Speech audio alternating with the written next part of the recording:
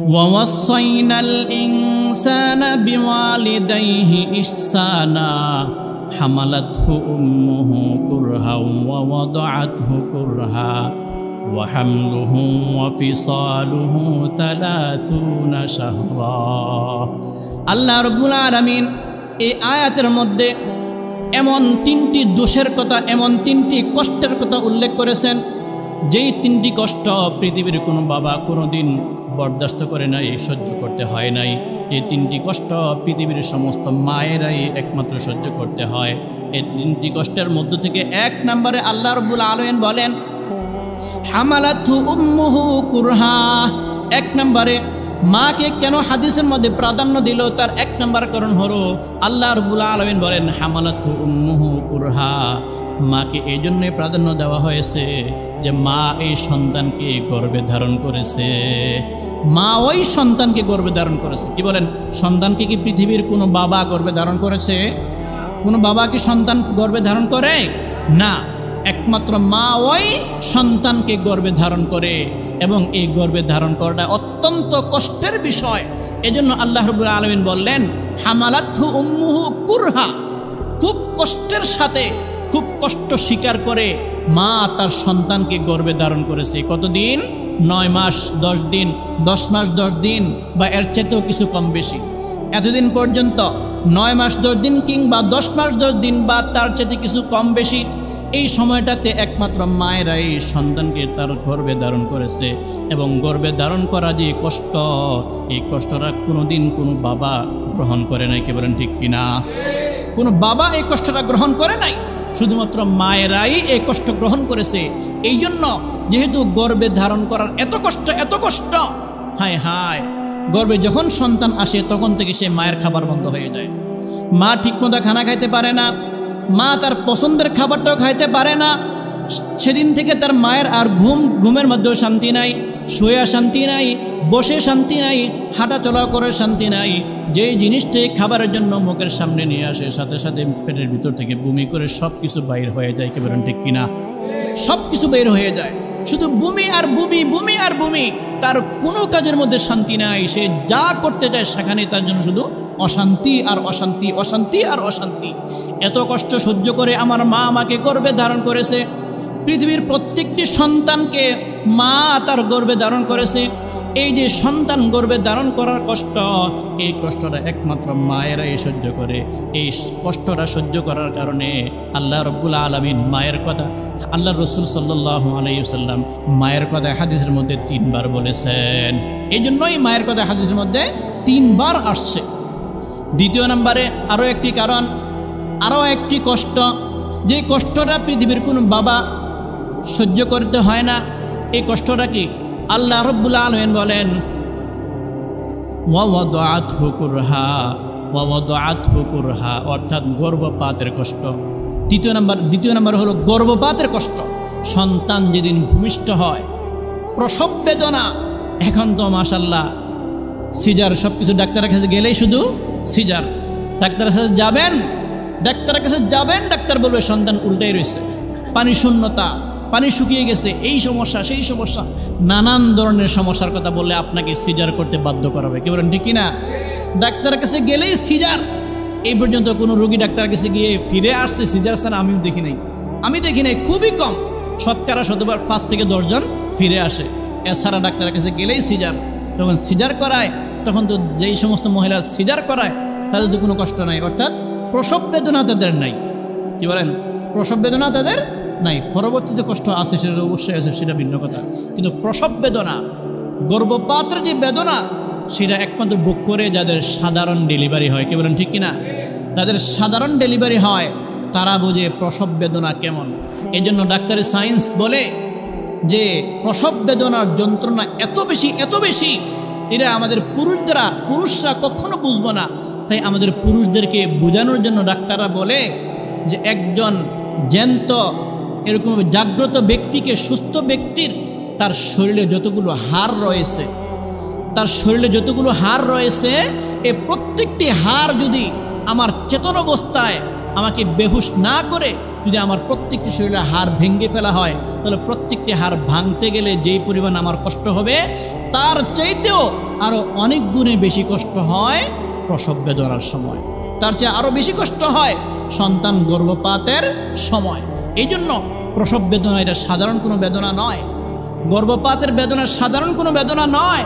আর এই কষ্টটা পৃথিবীর কোনো বাবা কোনো দিন বরদাস্ত করে না, পৃথিবীর কোনো বাবা এই কষ্ট সহ্য করতে হয় না, একমাত্র মায়েরাই এই কষ্ট সহ্য করতে হয়। এই জন্যই আল্লাহ রাব্বুল আলামিন বলেন ওয়াওয়াদাআতহু কুরহা, তোমার মা তোমাকে অনেক কষ্ট করে, একবার তো 10 মাস 10 দিন গর্ভে ধারণ করেছে, সাথে সাথে দ্বিতীয়বার আবার তোমাকে খুব কষ্ট সহ্য করে সে তোমাকে গর্ভপাত করেছে, সে তোমাকে জন্ম দিয়েছে। কি বলেন ঠিক কিনা? তোমাকে খুব কষ্ট করে তোমাকে জন্ম দিয়েছে। এই যে গর্ভপাতের কষ্ট এটা একমাত্র মায়েরাই সহ্য করতে হয়। এই জন্যই হাদিসের মধ্যে আল্লাহ রসুল সাল্লাল্লাহু আলাইহি ওয়াসাল্লাম মায়ের কথা 3 বার বলেছেন। আমাদের মাঝে আমাদের এই রক্ত সম্পর্ক বিচ্ছিন্ন হয়ে যায়, আত্মীয়তার সম্পর্ক বিচ্ছেদ হয়ে যায় যে সমস্ত কারণে, তার মধ্যে অন্যতম একটি কারণ হলো আমরা এক আত্মীয় আরেক আত্মীয়র সঙ্গে দুরাচরণ করি, ভালোভাবে তাদের সঙ্গে কথাবার্তা বলি না, তাদের সঙ্গে সৎ আচরণ করি না। ভাই ভাইয়ের সঙ্গে মাঝে মাঝে এমন কিছু দুরাচরণ করি যেই দুরাচরণের কারণে ভাই আমার প্রতি রাগান্বিত হয়ে যায়, আমার রক্ত সম্পর্কের নিকটাত্মীয় আমার উপর রাগান্বিত হয়ে যায়। কেন? একমাত্র আমার দুরাচরণের কারণে, আমার বদ আচরণের কারণে। হয়তোবা আমি তাদের সঙ্গে সুন্দর আচরণ করতে পারি নাই, না হয় তারা আমার সঙ্গে সুন্দর আচরণ করতে পারে নাই। এই কোনো সময় আমাদের মধ্যে বদ আচরণ হওয়ার কারণে, খারাপ আচরণ দেখা দেওয়ার কারণে দেখা যায় আমাদের এই রক্ত সম্পর্ক বিচ্ছিন্ন হয়ে যায়, রক্ত সম্পর্ক ছিন্ন হয়ে যায় একমাত্র আমাদের সৎ আচরণের কারণে। এই জন্য আমাদের রক্ত সম্পর্ক যেন ছিন্ন না হয়ে যায়, আমাদের আত্মীয়তার সম্পর্ক যেন অটুট থেকে যায়, এজন্য আমাদের প্রত্যেক মানুষের সঙ্গে সৎ আচরণ করার দরকার আছে না নাই? অবশ্যই অবশ্যই আমাদের সবাইকে একে অপরের সঙ্গে সৎ আচরণ করতে হবে, উত্তম আচরণ করতে হবে। কেননা আল্লাহ সুবহানাহু ওয়া তাআলা কুরআনুল কারীমের সূরাতুল আহজাবের এক আয়াতের মধ্যে আমাদেরকে নির্দেশনা দিচ্ছেন। আল্লাহ তাআলা বলেন, ইয়া আইয়ুহাল্লাযীনা আমানুত্তাকুল্লাহা ওয়া কুলু কওলান সাদীদা। আল্লাহ রাব্বুল আলামিন ডাক দিয়ে বলেন, হে ঈমানদারগণ, ইয়া আইয়ুহাল্লাযীনা আমানু, হে ঈমানদারগণ, ইত্তাকুল্লাহ, তোমরা আল্লাহ রাব্বুল আলামিনকে ভয় করো। তোমরা যখন আল্লাহ রাব্বুল আলামিনের ভীতি তোমাদের অন্তরের মধ্যে স্থাপন করবা, তারপরে তোমাদের দ্বিতীয় নম্বর কাজ হলো তোমরা একে অপরের সঙ্গে নরম ভাষায় নম্রতার সাথে কথাবার্তা বলবা। সুবহানাল্লাহ। আল্লাহ রাব্বুল আলামিন আমাদেরকে স্পষ্টভাবে বলে দিলেন আমরা যেন নম্রতার সাথে একে অপরের সঙ্গে কথাবার্তা বলি, আমরা যেন ভদ্রতার সাথে একে অপরের সঙ্গে কথাবার্তা বলি। আল্লাহ রাব্বুল আলামিনের নির্দেশ।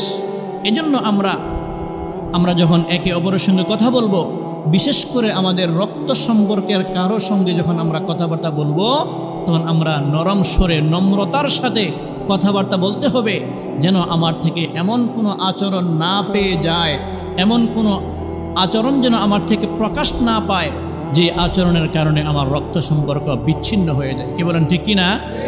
আমরা খুব সুন্দর আচরণ আমাদের একে অপরের সঙ্গে করতে হবে। এখন আমরা যাদের সঙ্গে সুন্দর আচরণ করব, উত্তম আচরণ করব, আমাদের থেকে সমস্ত মানুষগুলোর মধ্য থেকে কোন ব্যক্তি সবচাইতে বেশি সৎ আচরণ পাওয়ার যোগ্য, এটাও আমাদের জানতে হবে। আমরা কার সঙ্গে সবচাইতে বেশি সৎ আচরণ করব, কোন ব্যক্তি আমার থেকে সবচাইতে বেশি সৎ আচরণ পাওয়ার যোগ্য, এটা আমাদের জানার দরকার আছে না নাই? জানতে হবে। চলুন আমরা হাদিসে পাক থেকে আমরা এটা জেনে নেব যে কোন ব্যক্তি আমাদের কাছ থেকে সবচেয়ে বেশি সৎ আচরণ পাওয়ার যোগ্য। বুখারী শরীফের মধ্যে একটি হাদিস রয়েছে, হাদিসটি বুখারী শরীফের 5971 নম্বর হাদিস। হযরত আবু হুরায়রা রাদিয়াল্লাহু তাআলা আনহু থেকে হাদিসটি বর্ণিত। হযরত আবু হুরায়রা রাদিয়াল্লাহু তাআলা আনহু বলেন, عن أبي هريرة رضي الله تعالى عنه قال قال رجل يا رسول الله মান আহাক্কু বিহুসনিস সাহাবা ইয়া রাসূলুল্লাহ সাল্লাল্লাহু আলাইহি ওয়াসাল্লাম, আমি যাদের সঙ্গে সুন্দর আচরণ করব, আমার থেকে সমস্ত মানুষের মধ্য থেকে কোন ব্যক্তি সবচেয়ে বেশি সুন্দর আচরণ পাওয়ার যোগ্য? আমার থেকে কোন ব্যক্তি সবচেয়ে বেশি সুন্দর আচরণ পাওয়ার যোগ্য ইয়া রাসূলুল্লাহ? এভাবে প্রশ্ন করলেন এক ব্যক্তি আল্লাহ রসুলকে। সাথে সাথে আল্লাহ রসুল সাল্লাল্লাহু আলাইহি ওয়াসাল্লাম উত্তর দিলেন। কি উত্তর দিলেন? ক্বালা রাসূলুল্লাহ সাল্লাল্লাহু আলাইহি ওয়াসাল্লাম উম্মুকা। যখন ওই ব্যক্তি প্রশ্ন করলেন, ইয়া রাসূলুল্লাহ, ইয়া হাবিবাল্লাহ, পৃথিবীর সমস্ত মানুষগুলোর মধ্য থেকে আমার থেকে কোন ব্যক্তি সবচেয়ে বেশি সৎ আচরণ পাওয়ার যোগ্য, যখন এই প্রশ্ন ছুড়ে দিলেন, সাথে সাথে আল্লাহর রাসূল সাল্লাল্লাহু আলাইহি ওয়াসাল্লাম উত্তর বললেন, উম্মুকা, তোমার মা। সুবহানাল্লাহ বলেন। উম্মুকা, তোমার মা। পৃথিবীতে যতগুলো মানুষ রয়েছে, পৃথিবীতে আমার বাবাও আছে, পৃথিবীতে আমার মাও আছে, পৃথিবীতে আমার স্ত্রী পরিবার আছে, পৃথিবীতে আমার সন্তানাদি আছে, পৃথিবীতে আমার প্রতিবেশী আছে, আমার বন্ধু বান্ধব আছে, কিন্তু সবার সাথে আমি অবশ্যই সৎ আচরণ করতে হবে। তবে তাদের সকলের মধ্য থেকে আমার যে উত্তম আচরণ পাওয়ার সবচেয়ে বেশি যোগ্যতা রাখে একমাত্র আমার মা। চিল্লায়ে বলেন ঠিক কিনা? একমাত্র আমার মাই আমার কাছ থেকে সবচেয়ে বেশি সৎ আচরণ পাওয়ার যোগ্যতা রাখে। ওই সাহাবী যখন উত্তর শুনতে পারলেন, যখন সাহাবীকে আল্লাহ রাসূল সাল্লাল্লাহু আলাইহি ওয়াসাল্লাম উত্তরে বললেন, তোমার মা তোমার কাছ থেকে সবচাইতে বেশি সুন্দর আচরণ পাওয়ার যোগ্য একমাত্র তোমার মা, সাথে সাথে ওই সাহাবী আবার প্রশ্ন করলেন, থুম্মা মান ইয়া রাসূলুল্লাহ, তারপরে কে? এক নম্বরে আমার মা, তা তো বুঝলাম, কিন্তু তারপরে কে? যখন তারপরে কে প্রশ্ন করলেন, সাথে সাথে আল্লাহ রাসূল আবারও বললেন, উম্মুকা, তোমার মা। দ্বিতীয়বারও আল্লাহ রাসূল মায়ের কথা বললেন। তৃতীয়বার ওই সাহাবী আবারও প্রশ্ন করলেন, থুম্মা মান ইয়া রাসূলুল্লাহ, তারপরে কে? তৃতীয় নম্বরে কে? আল্লাহ রাসূল সাথে সাথে আবারও বললেন, থুম্মা উম্মুকা, তোমার মা। তৃতীয়বার যখন ওই সাহাবী প্রশ্ন করলেন, ইয়া রাসূলুল্লাহ, প্রথম দুইবার বললেন আমার মা আমার কাছ থেকে সবচেয়ে বেশি সৎ আচরণ পাওয়ার যোগ্য ইয়া রাসূলুল্লাহ, তারপরে কে? তৃতীয়বার প্রশ্ন করার সাথে সাথে আল্লাহ রাসূল একই উত্তর দিচ্ছেন, হ্যাঁ, তোমার মা, তোমার মা, তোমার মাই তোমার কাছ থেকে সবচাইতে বেশি সৎ আচরণ পাওয়ার যোগ্য। একমাত্র মা, যে মাকে আজকে আমরা মূল্যায়ন করছি না, সেই মা কিন্তু আমাদের কাছ থেকে সবচাইতে বেশি সৎ আচরণ পাওয়ার যোগ্য। অতঃপর ওই সাহাবী প্রশ্ন করলেন, থুম্মা মান ইয়া রাসূলুল্লাহ, ইয়া রাসূলুল্লাহ, ইয়া হাবিবাল্লাহ, তিনবার তো মায়ের কথা বললেন ইয়া রাসূলুল্লাহ, তারপরে কে? চতুর্থবারের মতো কে আছে? আল্লাহ রাসূল সাথে সাথে বললেন, থুম্মা আবুকা, তোমার, তারপরে হলো তোমার বাবা। চিল্লায়ে বলেন আল্লাহু আকবার। তারপরে চতুর্থ নম্বরে হলেন বাবা। তাহলে এই হাদিস দ্বারা আমরা বুঝতে পারলাম, আমরা পৃথিবীতে যাদের সঙ্গে সৎ আচরণ করব, যারা আমাদের কাছ থেকে সৎ আচরণ পাওয়ার যোগ্য, তাদের মধ্যে সবচেয়ে বেশি কে? আমার মা। তিনবার হাদিসের মধ্যে মায়ের কথা উল্লেখ করেছেন আল্লাহ রসুল, তারপরে চতুর্থবারে বাবার কথা উল্লেখ করেছেন। তার মানে এই নয় যে আমরা বাবার সঙ্গে সৎ আচরণ কম করব, এমন না, কি বলেন? এমন না। বাবার সঙ্গে অবশ্যই আমরা উত্তম আচরণ করব, তবে বাবার চাইতেও 3 গুণ বেশি মায়ের সঙ্গে কি করতে হবে? আমাদের উত্তম আচরণ করতে হবে। তাহলে এই হাদিস থেকে আমরা শিক্ষা পাইলাম, হাদিস আমাদেরকে শিক্ষা দিচ্ছে যে মা আমাদের বাবার চাইতেও 3 গুণ বেশি অগ্রাধিকার আমার কাছ থেকে উত্তম আচরণ পাওয়ার।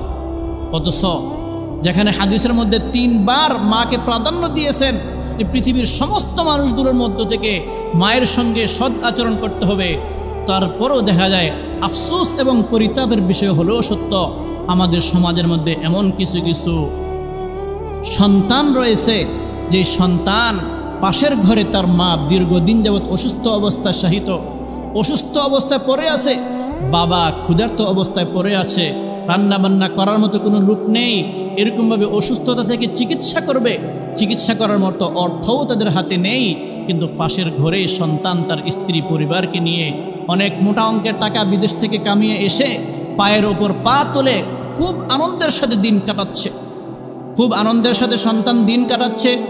কারণ বাবার শরীরে যখন নাকি শক্তি ছিল, সেই বাবা মাথার গাম পায়ে ফেলে অর্থ উপার্জন করেছে, মায়ের সাথে যখন নাকি বালা চুরি ছিল, মায়ের কানে যখন নাকি দুল ছিল, মা তার হাতের বালাগুলো বিক্রি করে, মা তার কানের দুলগুলো বিক্রি করে, বাবা তার মাথার গাম পায়ে ফেলে টাকা পয়সা উপার্জন করে, সেই টাকা পয়সা দিয়ে সন্তানকে যখন বিদেশ পাঠায়, সন্তান 5 বছর 10 বছর বিদেশ থাকার পরে অনেক টাকা পয়সা অর্জন করার পর যখন দেশে আসে, দেশে আসার পর যখন বিবাহ করে, বিবাহ করার পরে এখন আর মা তাদের আপন থাকে না, মা বাবা তাদের জন্য পর হয়ে যায়।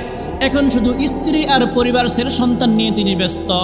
এখন আর ওই যে পাশের ঘরে অসুস্থ মা বাবা পড়ে আছে, সেই মা বাবার খবর নেওয়ার মতো তাদের আর সময় নাই। কি বলেন, এমন সন্তান আমাদের সমাজের মধ্যে আছে কি না? মা বাবা অনেক কষ্ট করে টাকা পয়সা কামিয়ে তারা তাদের সুখটা দেখে নাই, তারা কোনো সুন্দর পোশাক পরিধান করে নাই, তারা দামি পোশাক পরিধান করে নাই, তারা ভালো মজার মজার মাছ, মজার মজার খাবার তারা গ্রহণ করে নাই। তারা এগুলো না খেয়ে নর্মাল খাবার খেয়ে নর্মাল পোশাক পরে তারা টাকা পয়সা জোগাড় করে সন্তানকে বিদেশের বাড়িতে পাঠিয়ে দিয়েছে। কিন্তু আজকে সেই সন্তান বিদেশে 10-15 বছর থেকে যখন দেশে আসলো, আসার পরে যখন অর্থের অট্টালিকার পাহাড় গড়ে তুললো, এখন আজকের দিনে অট্টালিকার পাহাড় গড়ে তুলে মাকে ভুলে গিয়েছে, বাবাকে ভুলে গিয়েছে। আজকে তার মায়ের খবর নেওয়ার সময় নাই, বাবার খবর নেওয়ার সময় নাই, সে শুধু স্ত্রী আর পরিবার নিয়ে ব্যস্ত। মা তুমি খানা খেয়েছো কিনা, বাবা আপনার গায়ে সুন্দর একটি পোশাক আছে কিনা, সামনে ঈদ আসছে, ঈদের সময় তার পরিবারের সকলের জন্য মার্কেট করে, কিন্তু বাবার জন্য একটা লুঙ্গিও জোটে না। কি বলেন ঠিক কিনা? বাবার জন্য একটা লুঙ্গিও জোটে না, মায়ের কপালে একটি কাপড়ও জোটে না, অথচ সন্তান তার পরিবারের সকল সদস্যের জন্য সে কি করেছে, মার্কেট করেছে। এমন পোড়া কপাল সন্তান আমাদের সমাজের মধ্যে আছে। কিন্তু আমি এই সমস্ত সন্তানদের চোখে আঙ্গুল দিয়ে দেখিয়ে দিতে চাই, ও পোড়া কপাল সন্তান, তোমরা জানো নাকি তোমাদের মায়ের বালা আর চুরি বিক্রি টাকা পয়সা খরচ করে বিদেশে গিয়েছ, তোমাদের বাবার মাথার ঘাম পায়ে ফেলে অর্জিত টাকা পয়সা খরচ করে বিদেশে গিয়ে লক্ষ লক্ষ টাকার পাহাড় জমিয়ে আজকে দেশে এসে পায়ের উপর পা তোলে নিজের স্ত্রী আর পরিবারকে নিয়ে ব্যস্ত রয়েছ। তোমরা যারা তোমাদের মা বাবার খবর নেওয়ার সময় নাই, এই হাদিসের আলোকে আমি বলবো, আল্লাহর কসম, আল্লাহর কসম, আল্লাহর কসম, তুমি তোমার মায়ের সুসন্তান হতে পারো নাই। ঠিক কিনা বলেন? তুমি তোমার মায়ের সুসন্তান হতে পারো নাই, তুমি তোমার মায়ের কুসন্তানে পরিণত হয়ে গিয়েছ। কারণ যেখানে হাদিস বলে আমাদেরকে যে তোমার চাইতে, তোমার থেকে সুন্দর আচরণ পাওয়ার যারা সবচেয়ে বেশি যোগ্য তিনি হলেন তোমার মা, তোমার মা, তোমার মা, তারপরে হলো তোমার বাবা। কিন্তু আজকে আমরা আমাদের মায়ের সঙ্গে উত্তম আচরণ করতে পারছি না, আজকে আমরা আমাদের মায়ের সঙ্গে উত্তম আচরণ করতে পারতেছি না, আমার বাবার সঙ্গে উত্তম আচরণ করতে পারছি না, অথচ আমার স্ত্রী পরিবার, আমার শ্বশুর শাশুড়ি, তাদের সঙ্গে আমাদের সুন্দর আচরণ রয়েছে, তাদের সঙ্গে আমাদের খুব চমৎকার আচরণ করতেছি, আমরা মা বাবাকে ভুলে গিয়েছি। এই জন্য বললাম, এই হাদিসের আলোকে আমরা আমাদের মা বাবার সুসন্তান হতে পারি নাই, আমরা এখনো পর্যন্ত আমাদের মা বাবার সুসন্তান হতে পারি নাই। এই জন্য হাদিসের মধ্যে আমাদেরকে বারবার বলছেন যে না, আগে তোমার মাকে প্রাধান্য দাও, তোমার মাকে আগে প্রাধান্য দাও, তোমার বাবাকে আগে দেখো, তারপরে তুমি অন্যের চিন্তা করবা। এজন্য মা বাবার সঙ্গে আমাদের উত্তম আচরণ করার দরকার আছে না নাই বলেন? এখন আসুন, এই যে হাদিসের মধ্যে আল্লাহ রসুল সাল্লাল্লাহু আলাইহি সাল্লাম বললেন, 3 বার মায়ের কথা বললেন, 4র্থবারের মধ্যে বাবার কথা বললেন কেন? মায়ের কথা 3 বার বললেন কেন? বাবার কথা 2য়-বারে বললেন না কেন? একটি প্রশ্ন আসে কিনা? এমন একটি প্রশ্ন আসে। এই প্রশ্নের উত্তরে মুফাসসিরিন কেরামগণ কুরআনুল কারীমের সূরাতুল আহকাফের 15 নম্বর আয়াত তুলে ধরেছেন। আল্লাহ রাব্বুল আলামিন সূরাতুল আহকাফের 15 নম্বর আয়াতে 3টি কষ্টের কথা উল্লেখ করেছেন, যে 3টি কষ্ট পৃথিবীর কোনো বাবা কখনো গ্রহণ করে না, যে 3টি কষ্ট পৃথিবীর কোনো বাবাকে কোনোদিন সহ্য করতে হয় না, একমাত্র পৃথিবীর সমস্ত মায়েরাই এই 3টি কষ্ট সহ্য করতে হয়। কুরআনুল কারীমের সূরাতুল আহকাফের 15 নম্বর আয়াত, হাফিজে কুরআন শরীফের 26 নম্বর পারার 2 নম্বর পৃষ্ঠার 11 নম্বর লাইনের শুরুতে আয়াতটি রয়েছে। আল্লাহ তাআলা বলেন, ওয়াসাইনাল ইনসানা বিওয়ালিদাইহি ইহসানা হামালাতহু উম্মুহু কুরহা ওয়া ওয়াদাআতহু কুরহা ওয়া হামলুহু ওয়া ফিসালুহু 30 শাহরা। আল্লাহ রাব্বুল আলামিন এই আয়াতের মধ্যে এমন 3টি দোষের কথা, এমন 3টি কষ্টের কথা উল্লেখ করেছেন, যেই তিনটি কষ্ট পৃথিবীর কোনো বাবা কোনো দিন বরদাস্ত করে নাই, সহ্য করতে হয় নাই, এই তিনটি কষ্ট পৃথিবীর সমস্ত মায়েরাই একমাত্র সহ্য করতে হয়। এই তিনটি কষ্টের মধ্য থেকে এক নম্বরে আল্লাহ রাব্বুল আলামিন বলেন হামালাতহু উম্মুহু কুরহা। এক নম্বরে মাকে কেন হাদিসের মধ্যে প্রাধান্য দিল, তার এক নম্বর কারণ হলো আল্লাহ রাব্বুল আলামিন বলেন হামালাতহু উম্মুহু কুরহা। মাকে এই জন্যই প্রাধান্য দেওয়া হয়েছে যে মা এই সন্তানকে গর্ভে ধারণ করেছে, মা ওই সন্তানকে গর্ভে ধারণ করেছে। কি বলেন, সন্তানকে কি পৃথিবীর কোনো বাবা গর্ভে ধারণ করেছে? কোনো বাবা কি সন্তান গর্ভে ধারণ করে? না, একমাত্র মা ওই সন্তানকে গর্ভে ধারণ করে, এবং এই গর্ভে ধারণ করাটা অত্যন্ত কষ্টের বিষয়। এজন্য আল্লাহ রাব্বুল আলামিন বললেন হামালাতহু উম্মুহু কুরহা, খুব কষ্টের সাথে, খুব কষ্ট স্বীকার করে মা তার সন্তানকে গর্ভে ধারণ করেছে। কতদিন?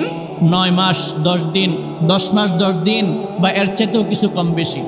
এতদিন পর্যন্ত 9 মাস 10 দিন কিংবা 10 মাস 10 দিন বা তার চেয়ে কিছু কম বেশি, এই সময়টাতে একমাত্র মায়েরাই সন্তানকে তার গর্ভে ধারণ করেছে। এবং গর্ভে ধারণ করা যে কষ্ট, এই কষ্টটা কোনোদিন কোনো বাবা গ্রহণ করে নাই। কি বলেন ঠিক কিনা? কোনো বাবা এই কষ্টটা গ্রহণ করে নাই, শুধুমাত্র মায়েরাই এই কষ্ট গ্রহণ করেছে।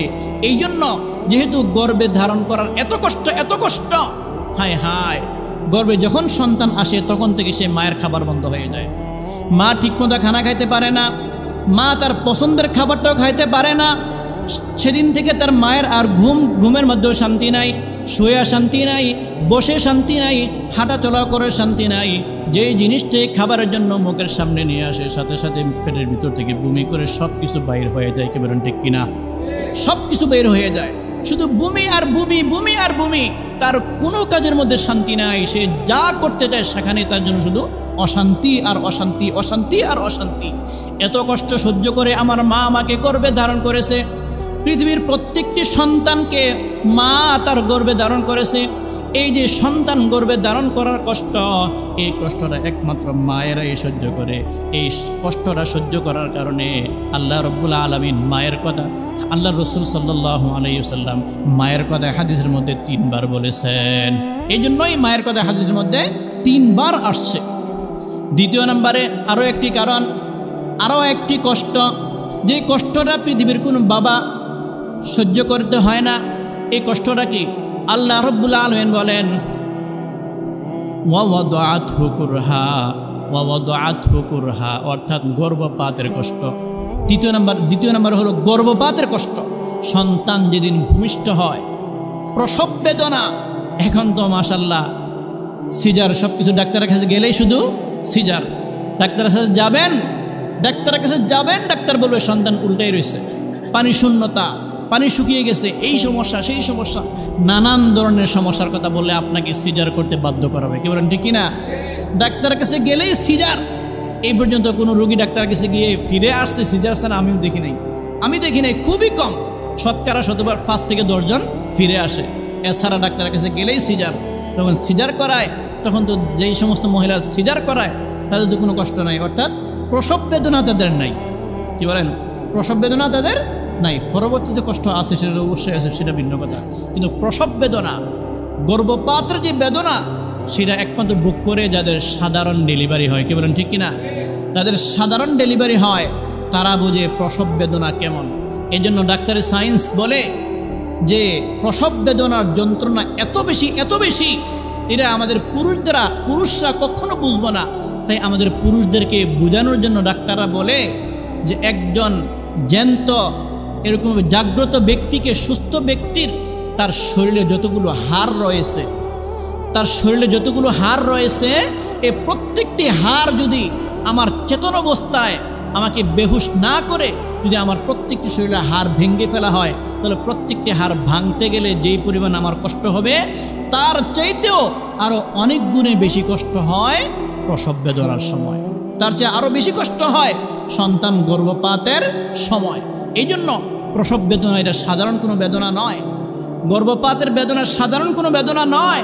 আর এই কষ্টটা পৃথিবীর কোনো বাবা কোনো দিন বরদাস্ত করে না, পৃথিবীর কোনো বাবা এই কষ্ট সহ্য করতে হয় না, একমাত্র মায়েরাই এই কষ্ট সহ্য করতে হয়।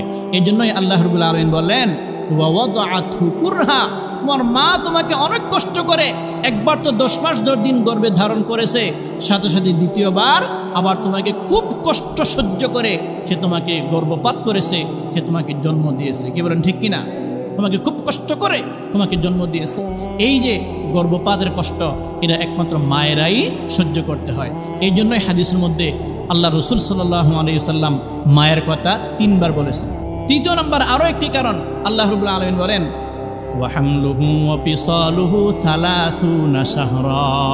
ওয়াহামলুহু ওয়া ফিসালুহু অর্থাৎ দুগ্ধ পান করানো, স্তন্য দান করা। এই দুগ্ধ পান করানোর দায়িত্ব কার বলেন? কোনো বাবার? মায়ের। বরং মায়েরাই একমাত্র সন্তানদেরকে দুধ পান করায়। এই যে সন্তান জন্মের পরে 2 বছর পর্যন্ত মা তার বুকের স্তন্য দান করতে, সন্তানকে স্তন্য দান করা যে কষ্ট, এই কষ্টটা কোনোদিন কোনো বাবা সহ্য করে নাই। কি বলেন ঠিক কিনা? কোনো বাবা এই কষ্ট সহ্য করতে হয় না, বরং দুধ পান করানোর যে কষ্ট, এই কষ্টটা একমাত্র পৃথিবীর সমস্ত মায়েরাই সহ্য করে। কি বলেন ঠিক কিনা?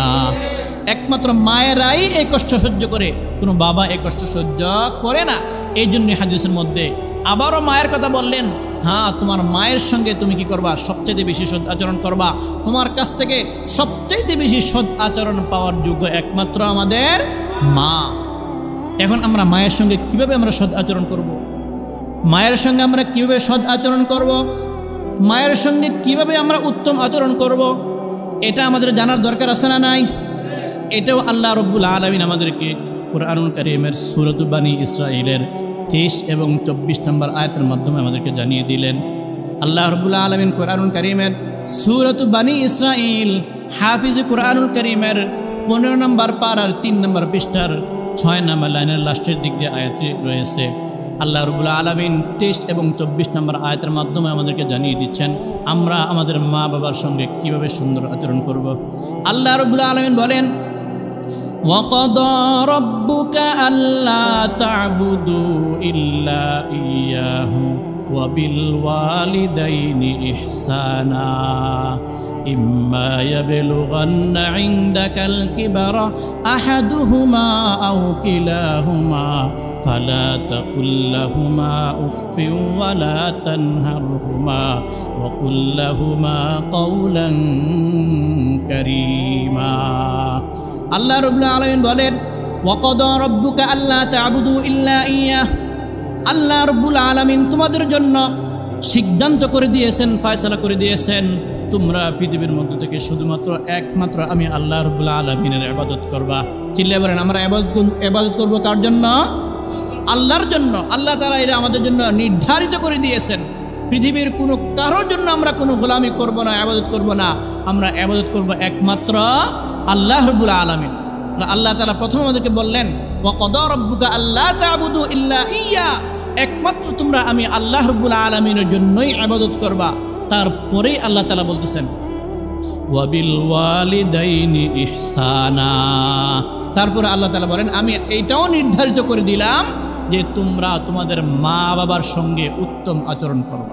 তোমরা তোমাদের মা বাবার সঙ্গে উত্তম আচরণ করবা। কিভাবে উত্তম আচরণ করব? আমরা কিভাবে আমরা উত্তম আচরণ করব? আল্লাহ তাআলা বলেন ইম্মা ইয়াবলুগান্না ইনদাকাল কিবারা আহাদুহুমা আও কিলাহুমা, যখন নাকি তোমাদের মা বাবা উভয়ে অথবা যে কোনো একজনকে তোমরা বার্ধক্য অবস্থায় পাইলা, অর্থাৎ তোমাদের মা বাবা বার্ধক্যে পৌঁছে গিয়েছে, তোমাদের মা বাবা উভয়জন অথবা যে কোনো একজন যখন নাকি বার্ধক্যে পৌঁছে গিয়েছে, তখন তোমরা তাদের সঙ্গে উত্তম আচরণ করবা, তখন তোমরা তাদের সঙ্গে নম্রতার সাথে কথাবার্তা বলবা। আল্লাহ তাআলা বলেন ইম্মা ইয়াবলুগান্না ইনদাকাল কিবারা আহাদুহুমা আও কিলাহুমা ফালা তাকুল লাহুমা উফ। ফালা তাকুল লাহুমা উফ, তোমরা তাদের কোনো আচরণে তাদের কোনো কথাবার্তায় উফ এই শব্দটাও ব্যবহার করবা না। আমরা আমাদের বাবা মা যখন বার্ধক্যে পৌঁছে যায় তখন মাঝে মাঝে তারা খুব বিরক্তকর কিছু কথা বলে, কেউ বলে কি না? কারণ বার্ধক্যে পৌঁছে গেলে তখন তারা বাচ্চায় পরিণত হয়ে যায়। একজন বাচ্চা যে অবস্থাগুলো করে ঠিক বার্ধক্যে পৌঁছে যাওয়ার পরে আমাদের বাবা মাও তাই করে। এজন্য বাবা মায়ের কোনো আচরণে, বাবা মায়ের কোনো কথাবার্তার কারণে আমরা উফ শব্দটিও যেন ব্যবহার না করি।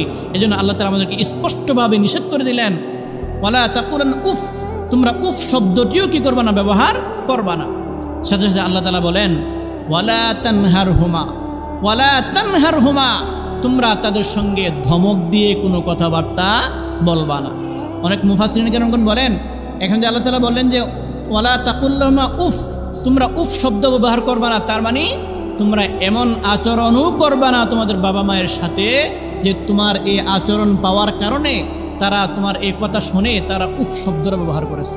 তারা এরকম চিন্তা করেছে, উফ বলছে, হাই হাই উফ, আমার সন্তান আমার সঙ্গে কি আচরণ করছে, এমন কোনো আচরণ যেন আমি না করি যে আচরণের কারণে আমার বাবা মা উফ শব্দটা ব্যবহার করেছে, এমন কোনো আচরণ আমি আমার বাবা মার সঙ্গে করতে পারবো না। সাথে সাথে আল্লাহ তাআলা আরও বললেন ওয়ালা তানহারহুমা, এবং তোমরা তাদের সঙ্গে ধমক দিয়ে কোনো কথাবার্তা বলতে পারবে না। দেখা যাচ্ছে আজকে আমরা যখন ছোট ছিলাম, আমরা এখন দেখা যায় আমাদের বাচ্চাদের দিকে যখন তাকাই, তখন আমাদের বাচ্চারা অনেক সময় দেখা যায় একটা প্রশ্ন বারবার করে, পূরণ করে কিনা, একটি প্রশ্ন বারবার করে, তখন কিনা আমরা আমাদের সন্তানের উপর বিরক্ত হই না। কেন? আমরা জানি যে অবুঝ, মাসুম বাচ্চা বোঝে না, না বোঝার কারণে সে এক একটি প্রশ্ন বারবার করতেছে। এ বারবার করার কারণে আমরা তাদের উপর রাগান্বিত হই না। কিন্তু যখন আমাদের বাবা মা বার্ধক্যে পৌঁছে যায়, বার্ধক্যে পৌঁছে যাওয়ার কারণে যখন তাদের স্মরণ শক্তি কমে যায়, যখন তারা একটি প্রশ্ন বারবার করে, তখন কিন্তু আমরা ঠিকই রাগান্বিত হয়ে যাই। না, আল্লাহ তাআলা বলেন যে না, রাগান্বিত হতে পারবে না। তারা একটি কথা বারবার তোমাকে প্রশ্ন করার কারণে তুমি রাগান্বিত হতে পারবে না, তুমি তাদের সঙ্গে ধমক দিয়ে কথাবার্তা বলতে পারবে না। ওয়ালা তানহারহুমা, খবরদার তোমরা তোমাদের বাবা মাকে ধমক দিতে পারবে না বার্ধক্যে পৌঁছে যাওয়ার পরেও।